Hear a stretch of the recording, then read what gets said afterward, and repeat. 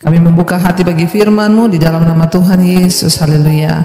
Amin, amin, amin. Ya saudara, shalom. Saya percaya kita semua dalam keadaan baik, sehat, dan luar biasa. Dan hari ini kita akan langsung saja mendengarkan firman Tuhan yang terambil dari Markus pasal yang keempat, Injil Markus pasal yang keempat, tentang perumpamaan seorang penabur. Hari-hari ini saya percaya tidak ada lain kerinduan kita dan juga kerinduan Tuhan selain melihat iman kita bertumbuh, ya. Iman itu bertumbuh dari firman yang kita dengar, yang ditabur oleh setiap hamba Tuhan yang sudah dengar. Tetapi ternyata ada hal-hal yang dapat menghalangi firman itu bertumbuh. Nah, hari ini kita akan belajar perumpamaan tentang seorang penabur. Ayat yang pertama berkata, Injil Markus 4 ayat yang pertama, pada suatu kali Yesus mulai pula mengajar di tepi danau. Maka datanglah orang banyak yang sangat besar jumlahnya mengerumuni dia, sehingga ia naik ke sebuah perahu yang sedang berlabuh lalu duduk di situ. Sedangkan orang banyak itu di darat di tepi danau itu. Ayat 2, dan ia mengajarkan banyak hal dalam perumpamaan kepada mereka. Dalam ajarannya itu ia berkata kepada mereka, ayat 3, dengarlah, ada seorang penabur keluar untuk menabur. Ayat 4, pada waktu ia menabur, sebagian benih itu jatuh di pinggir jalan, lalu datanglah burung dan memakannya sampai habis. Ayat 5, sebagian lagi jatuh di tanah yang berbatu-batu, yang tidak banyak tanahnya, lalu benih itu pun segera tumbuh karena tanahnya tipis. Ayat 6, tetapi sesudah matahari terbit layulah ia dan menjadi kering karena tidak berakar, karena tanahnya tadi tipis, ya. Ayat 7, sebagian lagi jatuh di tengah semak duri, lalu makin besarlah semak itu dan menghimpitnya sampai mati, sehingga ia tidak berbuah. Ayat 8, dan sebagian lagi jatuh di tanah yang baik, ia tumbuh dengan suburnya dan berbuah. Hasilnya ada yang 30 kali lipat, ada yang 60 kali lipat, ada yang 100 kali lipat. Ayat 9, dan katanya, siapa mempunyai telinga untuk mendengar, hendaklah ia mendengar. Ketika ia sendirian, pengikut-pengikutnya dan ke-12 murid itu menanyakan dia tentang perumpamaan itu. Jawabnya, kepadamu telah diberikan rahasia kerajaan Allah, tetapi kepada orang-orang luar segala sesuatu disampaikan dalam perumpamaan. Ayat 12, supaya sekalipun melihat mereka tidak menanggap, sekalipun mendengar mereka tidak mengerti, supaya mereka jangan berbalik dan mendapat ampun. Ayat 13, lalu aku berkata kepada mereka, tidakkah kamu mengerti perumpamaan ini? Kalau demikian, bagaimana kamu dapat memahami semua perumpamaan yang lain? Ayat 14, penabur itu menaburkan firman. Orang-orang yang di pinggir jalan tempat firman itu ditaburkan ialah mereka yang mendengarkan firman, lalu datanglah iblis dan mengambil firman yang baru ditaburkan di dalam mereka. Ayat 16, demikian juga yang ditabur di tanah yang berbatu-batu ialah orang-orang yang mendengar firman itu dan segera menerimanya dengan gembira. Tetapi mereka tidak berakar dan tahan sebentar saja, apabila kemudian datang penindasan atau penganiayaan karena firman itu, mereka segera murtad. Ayat 18, dan yang lain ialah yang ditaburkan di tengah semak duri. Itulah yang mendengar firman itu, lalu kekhawatiran dunia ini dan tipu daya kekayaan dan keinginan-keinginan akan hal yang lain masuklah menghimpit firman itu sehingga tidak berbuah. Ayat 20, dan akhirnya yang ditaburkan di tanah yang baik ialah orang yang mendengarkan dan menyambut firman itu lalu berbuah. Ada yang 30 kali lipat, ada yang 60 kali lipat, dan ada yang 100 kali lipat. Saudara, saya percaya kerinduan Tuhan bagi kita adalah firman itu berbuah berlipat kali ganda di dalam hidup kita. Kalau bisa berbuah 100 kali lipat. Kita akan belajar sama-sama. Yesus menyatakan tadi ada beberapa jenis orang yang mendengarkan firman. Ya, mari kita mengukur kita ini termasuk jenis yang mana, saudara, ya. Ayat yang ke-13, Yesus berkata kepada mereka, tidakkah kamu mengerti, ya, perumpamaan ini? Kalau demikian, bagaimana kamu dapat memahami semua perumpamaan yang lain? Ayat 14, penabur itu menaburkan firman, ya. Ayat 15, orang-orang yang di pinggir jalan tempat firman itu ditaburkan ialah mereka yang mendengar firman, lalu datanglah iblis dan mengambil firman yang baru ditaburkan di dalam mereka. Tipe yang pertama, orang Kristen yang pertama adalah orang Kristen pinggir jalan.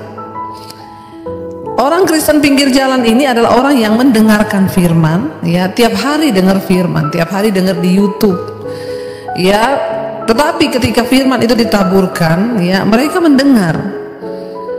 Lalu datanglah iblis mengambil firman yang baru ditaburkan di dalam mereka. Ingat saudara, ya, kita punya musuh di dalam pengiringan kita pada Tuhan, yaitu iblis. Iblis itu suka mencuri firman. Makanya kita harus memperkatakan firman. Ketika kita memperkatakan firman, maka telinga kita mendengar, otak dan alam bawah sadar kita menyimpan firman itu, sehingga tidak mudah dicuri iblis. Ada orang-orang saudara yang baru dengar firman, ditanya tadi dengarnya apa? Nggak tahu, lupai apa ya? Tadi ayatnya di mana ya? Apa ya tadi ya? Ada, ini orang-orang yang itu memang gak niat. Jadi waktu dia dengar, tapi hatinya itu tidak di situ. Makanya iblis datang langsung disaut, dicuri, ya. Dia gak ingat apa-apa.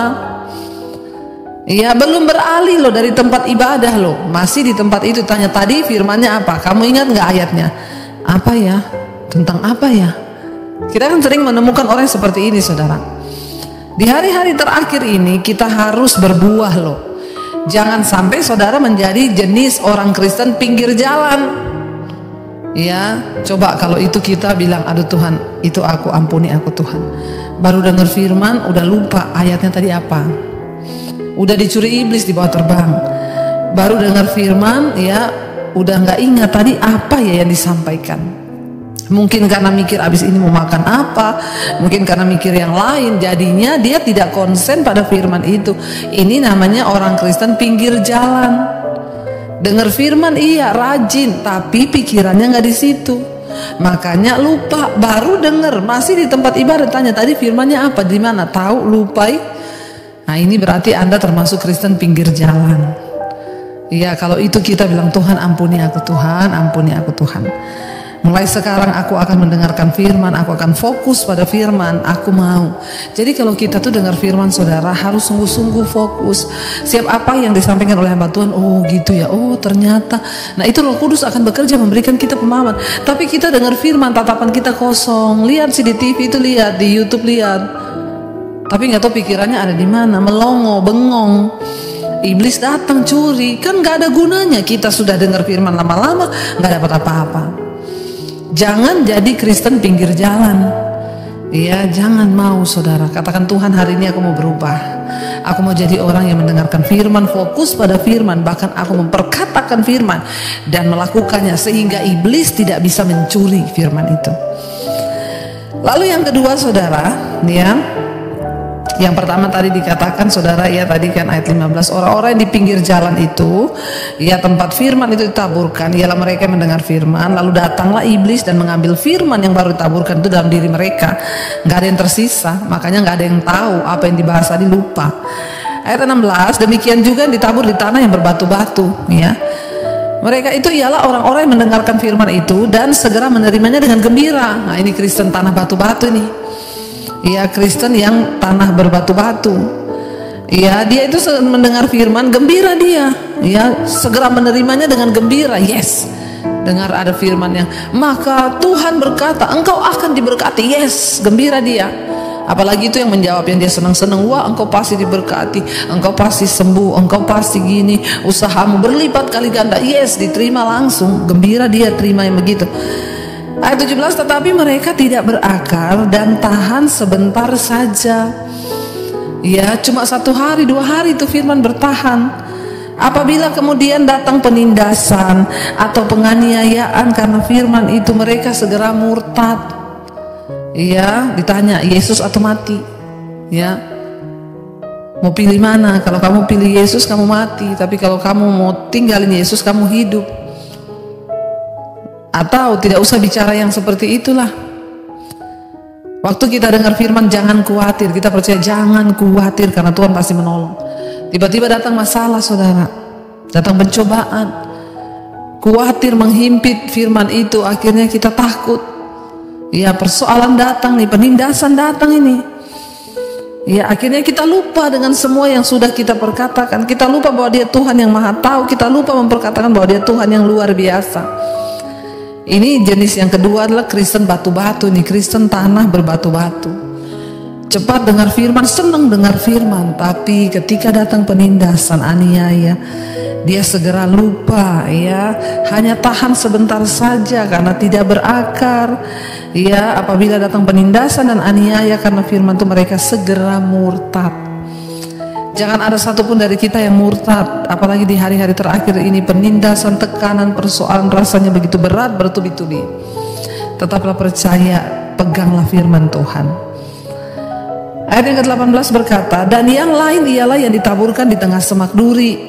Itulah orang yang mendengarkan firman itu, lalu kekhawatiran dunia ini dan tipu daya kekayaan dan keinginan-keinginan akan hal yang lain masuklah menghimpit firman itu sehingga tidak berbuah. Ya, ini adalah jenis orang Kristen semak duri. Dia mendengar firman, dia menerima firman, tetapi lalu datang kekhawatiran, tipu daya kekayaan dan keinginan-keinginan akan hal yang lain masuk dalam hidupnya lalu menghimpit firman. Ternyata saudara, ada hal-hal yang dapat menghimpit firman itu bertumbuh dalam hidup kita. Yang pertama apa? Kekhawatiran. Orang itu ketika khawatir, kecillah kekuatanmu. Engkau takut, kecil kekuatanmu. Orang khawatir itu berarti nggak percaya pada Tuhan. Ketika engkau khawatir, maka engkau gelisah, firman itu terhimpit, saudara. Ya, karena kekhawatiran lalu mulai datang tipu daya kekayaan dan keinginan-keinginan akan hal lain di dalam dirinya. Ya, kita mendengarkan ya di mesbah doa ada kesaksian seorang ibu yang kena tipu daya kekayaan, sehingga dia terus membungakan uang, bahkan pinjam dari teman-temannya uang untuk dibungakan lagi. Dia pinjam dengan bunga 4%, dia bungakan lagi lebih tinggi lagi.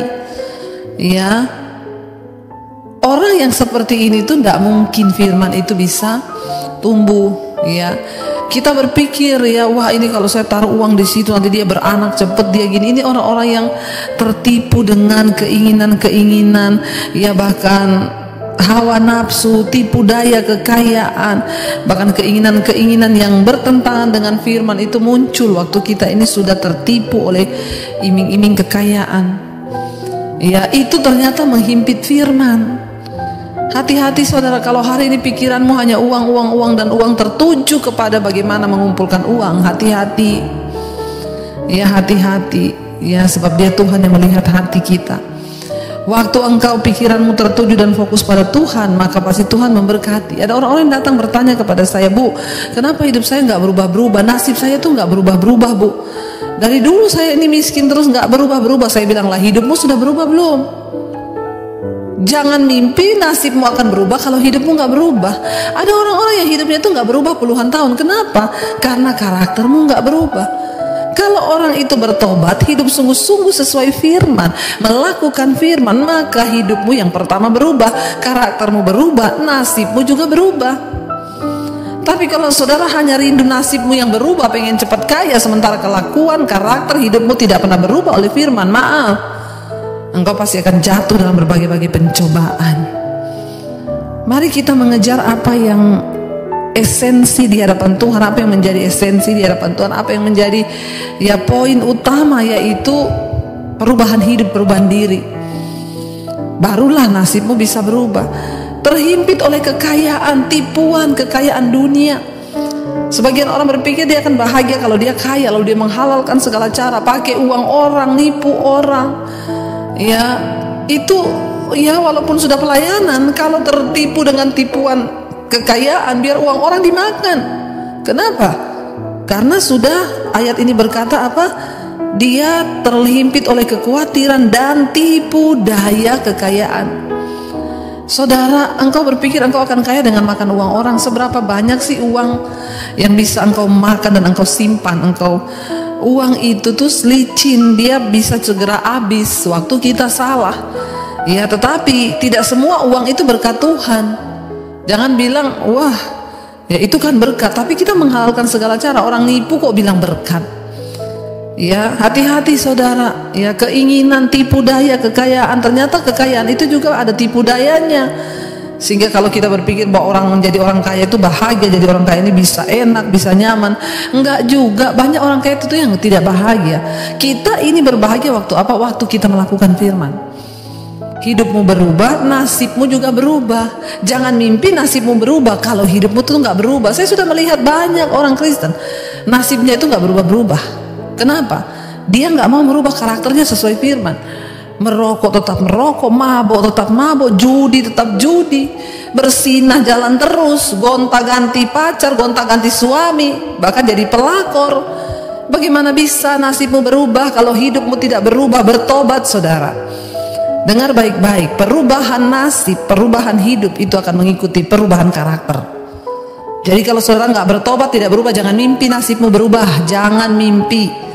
Ya, kalaupun terlihat kaya pasti cuma sementara, habis itu jatuh, terpeleset, dipermalukan. Orang ini adalah ciri orang yang Kristen semak duri, ya. Jangan jadi Kristen semak duri. Hidupi hidup ini apa adanya, jalani hidup ini apa adanya. Ya, tidak usah mau sok kaya atau pengen jadi cepet kaya, tapi hidupi apa adanya sambil berubahlah sesuai dengan firman. Soal buka pintu berkat itu urusan Tuhan. Waktu Tuhan berkenan, Dia bukakan pintu berkatmu. Jangan jadi Kristen semak duri, saudara, ya. Ayat yang ke-20 berkata, dan akhirnya yang ditabur di tanah yang baik ialah orang yang mendengar firman, menyambut firman itu lalu berbuah. Ada yang 30 kali lipat, ada yang 60 kali lipat, ada yang 100 kali lipat. Tergantung saudara sekarang mau pilih yang mana. Mau jadi Kristen pinggir jalan, mau jadi Kristen tanah yang berbatu-batu, mau jadi Kristen semak duri, atau mau jadi Kristen tanah yang baik, ya, yang ditabur di tanah yang baik. Hatinya itu suci, tidak ada iri hati, tidak ada kepahitan, tidak ada amarah. Tanah hati kita tuh kudus, tidak ada dendam. Waktu firman ditabur, ini tanah baik. Waktu tanahmu baik, ini akan tumbuh, bahkan berbuah. Ya, berbuahnya ya 30 kali lipat, 60 kali lipat, ada yang 100 kali lipat. Makanya ketika orang ini berbuah, semua orang akan melihat, wow, hidupnya berubah ya. Dulu dia itu tukang marah-marah loh. Dulu itu pemabok itu. Wah, itu dulu tukang gonta-ganti laki-laki. Wah, itu dulu tukang gonta-ganti. Wah, itu dulu suka jadi pelakor. Sekarang berubah loh. Kenapa? Berbuah firman itu. Tidak ada guna engkau mendengar firman kalau firman itu tidak berbuah. Karena itu saudara, di hari-hari yang terakhir ini mari kita persiapkan hidup kita. Kita menjadi Kristen di tanah yang baik. Hati kita nih loh kudus, supaya ketika firman ditabur, firman tertanam, bertumbuh, menghasilkan buah 100 kali lipat. Dengar baik, waktu firman itu bertumbuh, menghasilkan buah, hidupmu berubah, karaktermu berubah, maka pasti nasibmu berubah.